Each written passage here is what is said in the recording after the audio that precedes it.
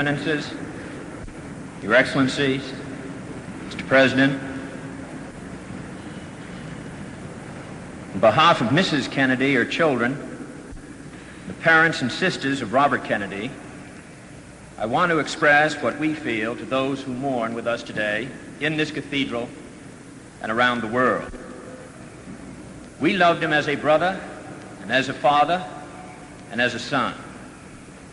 From his parents and from his older brothers and sisters, Joe and Kathleen and Jack, he received an inspiration which he passed on to all of us.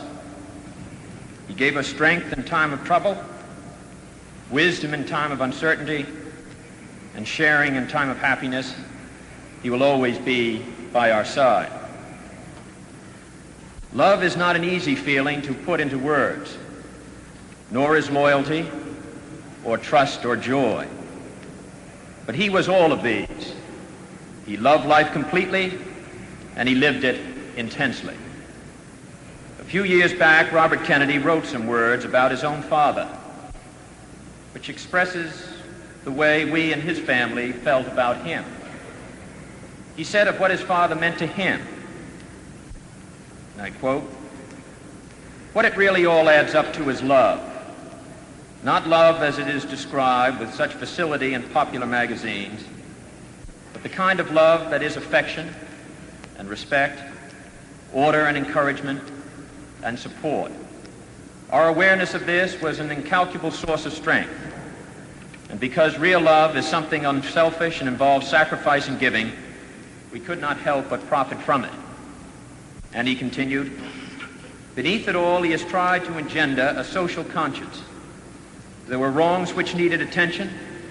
There were people who were poor and needed help. We have a responsibility to them and to this country. Through no virtues and accomplishments of our own, we have been fortunate enough to be born in the United States under the most comfortable conditions. We therefore have a responsibility to others who are less well off." That is what Robert Kennedy was given. What he leaves to us is what he said, what he did, and what he stood for. A speech he made to the young people of South Africa on their day of affirmation in 1966 sums it up the best, and I would like to read it now. "There is discrimination in this world, and slavery and slaughter and starvation.